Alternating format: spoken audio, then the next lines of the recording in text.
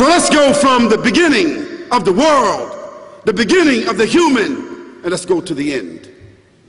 Now that end can be characterized with a word that all of us like to avoid. You know, whenever people use the word death, they use it like in a whisper. You say, he died.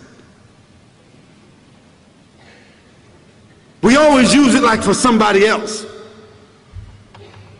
And even when we see people dying in war, being killed, even when we're entertained, we like to think to ourselves, because they're actors, well, they're not really being killed, they're just actors.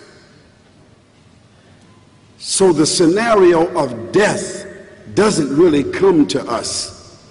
It doesn't really reach home. As the Quran says, أعوذ بالله من الشيطان الرجيم ألهاكم التكاثر حتى زرتم المقابر كلا سوف تعلمون ثم كلا سوف تعلمون كلا لو تعلمون علم اليقين لترون الجحيم ثم لترونها عين اليقين ثم لتسألن يومئذ عن النعيم. The Quran says you are busy piling up, calculating, developing your careers, your money, your occupation, your wealth, until you visit the graves. Think about it. When was the last time that you went to a funeral? Was it your mother? Was it your father? Was it your grandfather? Was it your uncle? Was it your cousin? Was it your friend? Was it your wife? Was it your husband? The last time that you visited the grave, when you went to a funeral and you saw that person whom you loved that was laughing, live, boasting, wealthy, educated, denying, arrogant, whatever they were. What was the demeanor of the people when you walked in that funeral home? When that person was stretched out in their last suit? What was the demeanor? Were the people cracking jokes? Were they dancing? Were they clapping and singing songs? No. Silence.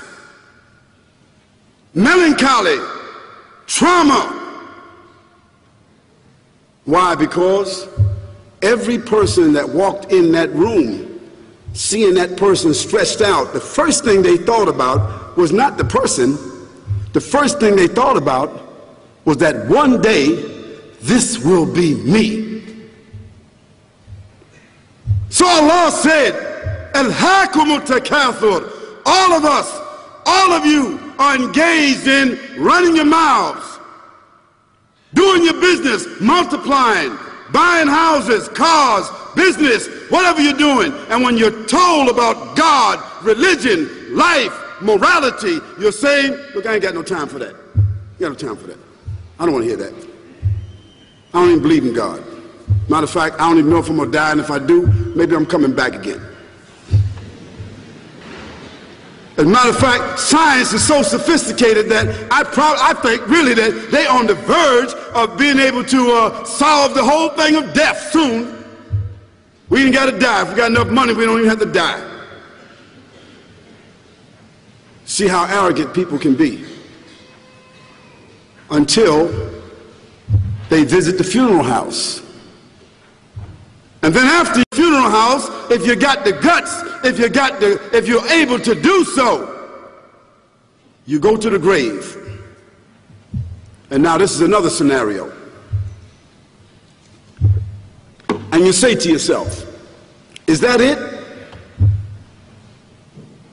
I mean, 50, 60 years scraping, struggling, scheming, lying, stealing, fornicating, jumping up and down, begging, working, and this is the end of it? I mean, is this what's going to happen to me? Are they going to be dropping me into a hole in the ground? A hole in the ground, the same hole that a cat digs after it defecates. Just a little deeper.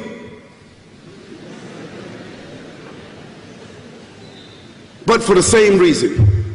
The cat digs a hole because the cat has dignity. Something that human beings don't seem to have. Instinctively, the cat digs a little hole, covers it up. Humans have got to be taught to do that. But it's for the same reason. So you and I, we're going into a hole a little deeper than the one the cat dug.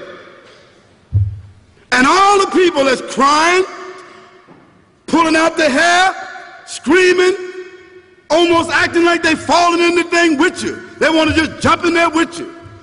Not really though, you know, it's all an act. Because ain't nobody really going to jump in there and stay in there. They don't love you that much.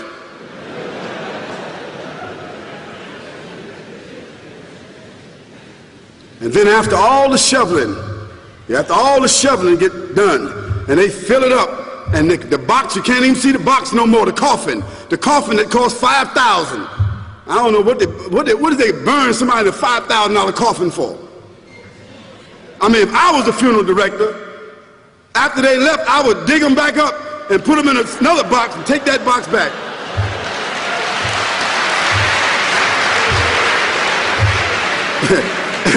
and honestly, I'm telling you, that's what they do. Yeah.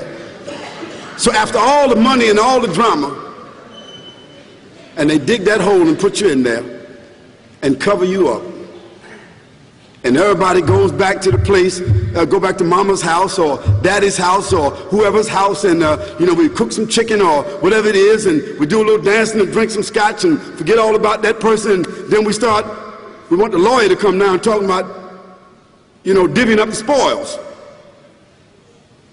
So if that woman who died had a husband, somebody else gonna marry him, you know that.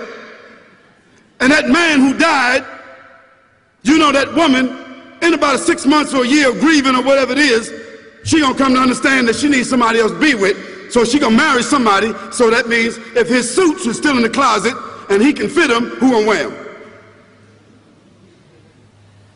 So it really means that after all this time, and the people walk away from that grave, it's over.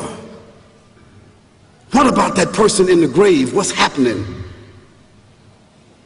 Because you know and I know that death is almost like sleeping. Death is like sleeping. Your body is gone. Your body is dead. Your spirit is gone, but your consciousness is there. Yes, brothers and sisters, you and I are going to know when the people put us in that box and put us in the grave. We are going to know. Your spirit is gone. You can't shout. You can't call out. You can't say, don't leave me here. But you're going to be hearing and you're going to be seeing, because that's a different kind of consciousness. But you can't move. And in that grave, this is when the real trauma is going to begin.